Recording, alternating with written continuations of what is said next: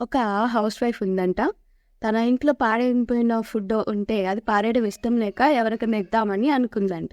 ఇంతలో అటుగా ఒక లేడీ వచ్చింది వాళ్ళ ఇంటికి. సో, ఆ లేడీకి ఆ పాడైపోయిన ఫుడ్ ఇద్దామని అనుకోని, ఇంతలో తన మైండ్ సెట్ చేంజ్ చేసుకొని కొంచెం మంచి ఫుడ్‌ని ఇచ్చింది. అప్పుడే ఫ్రెష్‌గా చేసిన ఫుడ్‌ని ఇచ్చింది. తర్వాత కొంతసేపటికి వాళ్ళ ఇంటికి వాళ్ళ కొడుకు వచ్చాడు. వచ్చి అంటున్నాడంట, "అమ్మ, నేను ఇవాళ కళ్ళు తిరిగి పడిపోయానమ్మ రోడ్డు మీద. నాకొక ఆంటీ వచ్చి తినడానికి ఫుడ్ ఇచ్చింది. అది తిన్నాక నాకు బలం అనిపించి ఇప్పుడు నడుచుకుంటూ రాగలిగాను. ఆంటీకి చాలా చాలా గ్రేట్ అమ్మా" అని చెప్పిందంట. అప్పుడు ఆమె అనుకుంటుంది, ఆ లేడీ ఎవరో కాదు, ఈమె ఏదైతే ఫ్రెష్ ఫుడ్ ఇచ్చి పంపించిందో ఆ ఫ్రెష్ ఫుడ్డే తన కొడుక్కి చేరింది.